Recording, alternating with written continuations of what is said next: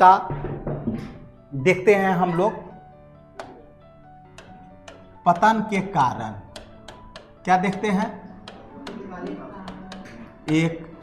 अब फिर इसका प्रभाव क्या रहा, ये इसका देन क्या रहा, ये भी तो देखेंगे ना कि पुर्तगाली हमको क्या दिया है। जैसे प्रिंटिंग प्रेस है, गोथिक शैली है, ये सभी है। ठीक है। अब पतन का कारण में पहला कारण क्या निकल करके आया बाबू? तो लिख लीजिए, आक्रामक नीति। आक्रामक नीति। आक्रामक नीति तुम लोग देखा है पीछे, है ना? जब तक मजबूत था जीतते जा रहा था। आक्रामक नीति। खास करके यहां क्या आ जाएगा? धार्मिक सहिष्णुता। सहिष्णुता। अब बोलो तो बाबू, अभी तुमको बताए ना कि मतलब 40 में जो है क्या करने लगा? मंदिरों को ध्वस्त करने लगा। तो हम नाराज होंगे कि नहीं? ठीक है, तुम आया मेरे पास व्यापार कर रहा है, बहुत बढ़िया काम है, लेकिन हमारे धर्म पे तुम कठोराघात मत करो। ठीक है क्या? ठीक। नेक्स्ट, व्यापार के साथ साथ व्यापार के साथ साथ कौन सा नीति था? इसको क्या बोलेंगे हम लोग? अरे व्यापारी है ना रे, तो वैवाहिक संबंध में काहे उतरा रे? आया व्यापार करो जाओ। ठीक है। हाँ, सामाजिक नीति या सांस्कृतिक नीति। हाँ ना, सांस्कृतिक नीति। दूसरा। तीसरा कारण, भारत के साथ ब्राजील पर ज्यादा ध्यान देना या प्राथमिकता। फिर क्या? अन्य यूरोपीय के साथ प्रतिस्पर्धा।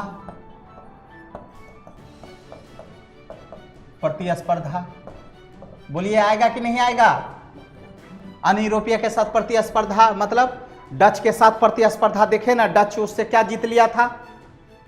क्या जीता था? मसाला क्षेत्र। ठीक है। फिर पुर्तगालियों ने व्यापार पर नियंत्रण हेतु काफिला व्यवस्था चलाई। अब सवाल होता है कि काफिला व्यवस्था था क्या? ठीक है ना? तो ये लिख लीजिए आगे, जिनके तहत उनके अधिकार क्षेत्र में समुद्री व्यापार के लिए गोवा की सरकार से उस क्षेत्र में अपना जहाज लाने के लिए आज्ञा पत्र खरीदना पड़ता था, अन्यथा उनका जहाज जब्त कर लिया जाता था। जुमा 8 दिन। ठीक है। यहां तक कि मुगल बादशाह को भी उस क्षेत्र में जहाज लाने के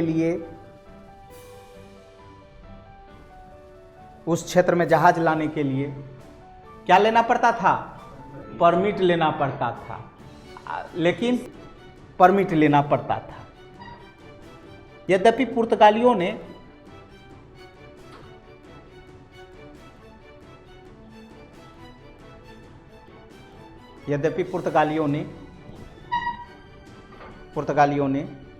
अकबर को एक निःशुल्क परमिट प्रदान किया था। अब यहां पे पुर्तगाली का पतन का कारण देख लिया जाए। पतन का कारण तो देख लिए, आक्रामक नीति। व्यापार के साथ साथ क्या था? सांस्कृतिक नीति। भारत के तुलना पर किस पे ध्यान देना? ब्राजील पर। अन्य यूरोपीय के साथ क्या हो गया? प्रतिस्पर्धा। और काफिला पद्धति। काफिला पद्धति क्या था कि उस क्षेत्र में यदि कोई जहाज लेना पड़ता था तो उसके लिए भी हमको क्या करना पड़ता था? परमिट। इवन मुगल बादशाह तक भी उससे क्या लेता था? परमिट लेता था। अकबर मजबूत था तो उसको एक निःशुल्क दे दिया था कि आप कीजिए ना महाराज। ठीक है ना? क्लियर? तो ये सभी क्या बन गया? कारण बन गया। अब इसका जो है तुम्हारे ऊपर प्रभाव क्या रहा पुर्तगाली का, तो वो भी देख लो, तब खत्म ही हो जाएगा। क्या? तो हम लोग कैसे कहानी बताएंगे पुर्तगाली स्टार्ट कर दिए, डच बता देंगे, फ्रांसीसी बता देंगे, और लास्ट किसको करेंगे? अंग्रेज को। अब फिर अंग्रेज को किससे उलझाएंगे? स्वतंत्र प्रांत से। समझ में आया? तो ये सभी तुमको बेसिक चीज रहेगा, तब हम उधर लड़ाई लगवाएंगे, लड़ाई करवाएंगे, तब तुम्हारे दिमाग में डायरेक्ट जाएगा। क्लियर है ना? तो अंग्रेज को लास्ट में रखेंगे। चले, हाँ, तो इसका प्रभाव क्या रहा बाबू? नंबर वन क्या? पुर्तगालियों ने तंबाकू भारत लाया। क्या लाया? तंबाकू भारत लाया, है कि नहीं? तो पुर्तगाली कौन लाया था? क्या चीज लाया था? तंबाकू। ये एक बार नहीं, बहुत बार क्वेश्चन पूछा है ना? तंबाकू भारत कौन लाया है? तो पुर्तगाली लाया है। ठीक है। या फिर आगे, समस्त मध्य अमेरिका से, हाँ, समस्त मध्य अमेरिका से आलू प्लस मक्का। अभी दोनों चीज में हम लोग जो है सर नंबर वन, हर चीज। मक्का की खेती में, आलू प्लस मक्का की खेती में तकनीक लाने में मदद किया।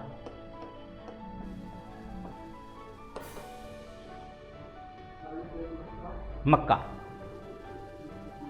की खेती में तकनीक लाने में मदद की। 1556 में प्रिंटिंग प्रेस भारत लाया। प्रिंटिंग प्रेस का कहानी बताएंगे तुमको, क्लास 10th में बहुत अच्छा इसका कहानी दिया है। बात समझ में आया? तब वहां से स्टार्ट होगा ये कहानी। पहले तार के पत्र पे लिखा जाता था, फिर कैसे कैसे ये कहानी, चीन से कहानी प्रारंभ होगा और फिर यूरोप में फैलेगा। यूरोप के बाद फिर प्रिंटिंग प्रेस आएगा। समझ में आया? क्लास 10th के किताब में बहुत अच्छा से दिया है।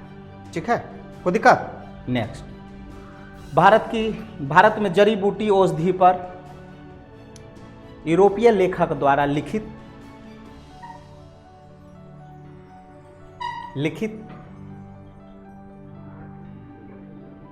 प्रथम वैज्ञानिक ग्रंथ का गोवा में प्रकाशन किया गया।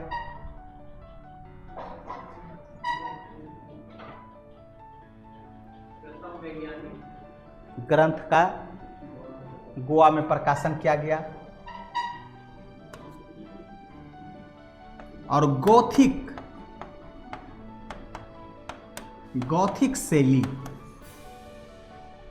शैली का विकास किया गया।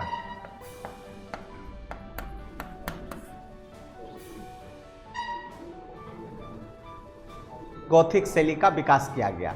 तो गौथिक शैली नहीं देखते हो तुम लोग? चर्च सब नहीं जाते हो? तो ऐसे रहता है ना।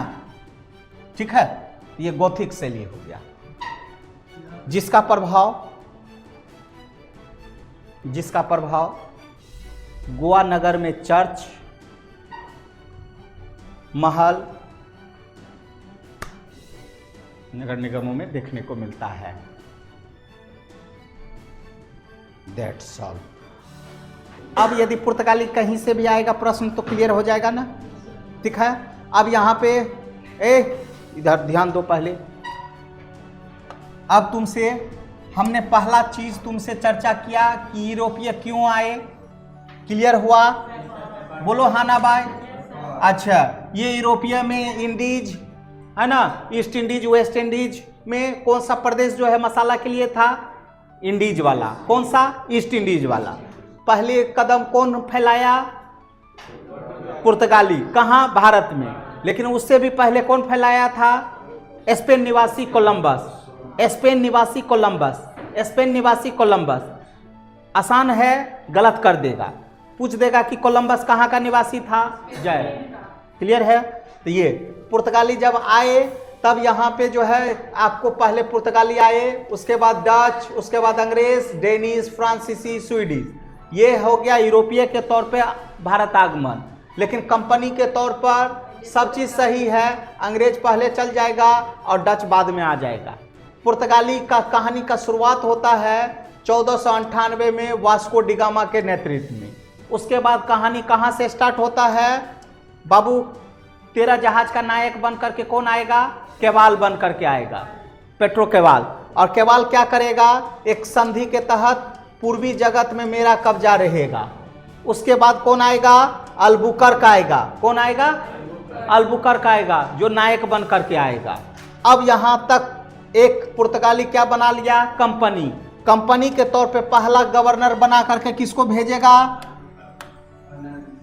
पहला गवर्नर किसको बना करके भेजेगा? है ना, फ्रांसिस्को द अल्मेडा को। किसको बना करके भेजेगा? फ्रांसिस्को द अल्मेडा को। अब फ्रांसिस्को द अल्मेडा क्या अपनाया? शांत जल की नीति और समुद्री व्यापार पर एकाधिकार कर लिया। वास्तविक गवर्नर कौन बने? Alfonso de Albuquerque. Alfonso de Albuquerque क्या अपनाया बाबू? क्षेत्रीय विजय की नीति। 1510 में बीजापुर से क्या जीता? गोवा। और स्थानीय स्त्रियों के साथ क्या किया? विवाह। और सांस्कृतिक स्तर पर यह साम्राज्यवाद फैलाया। विजयनगर के साथ इसका दोस्ताना संबंध रहा। मलक्का, दमन और फुरवस को यह क्या किया? जीता। कोई दिक्कत है? इसके बाद ये बच्चा यहीं पे आया और यहीं पे मर गया और यहीं पे इसको दफना दिया गया। कहाँ? गोवा में। कोई दिक्कत है? इसके बनने के बाद कौन बने गवर्नर? निनोडू कुन्हा। कौन सा कुन्हा? निनोडू कुन्हा। सतगांव, हुगली, चटगांव, सेंट थॉमस, चौल, बेसिन, ये सभी पर ये क्या किया? विजय किया। और खास बात इसके काल में कुछ नहीं। अब कौन बने? नुआदो कास्त्रो। इसके समय में ना व्यापारिक केंद्र तो जो रहा है रहा, अब प्लस मंदिरों को भी क्या कर दिया गया? ध्वस्त कर दिया गया। उसके बाद 1500 कब आ जाते हैं हम लोग बाबू? है ना, 70 80, है ना। 70 में क्या किया? गोवा में मुस्लिम आक्रमण को क्या कर दिया? पराजित। 80 में क्या किया? और अब तक जो है इसका व्यापारिक क्षेत्र ये हो गया था। और खास बात 1662 इंपॉर्टेंट रह गया। कैथरीना के साथ शादी चार्ल्स द्वितीय का हो गया। दहेज में चल गया बंबई और गोवा का कुछ क्षेत्र। डच जो है फिर क्या चीज छीन लिया इससे? श्रीलंकाई का मसाला क्षेत्र।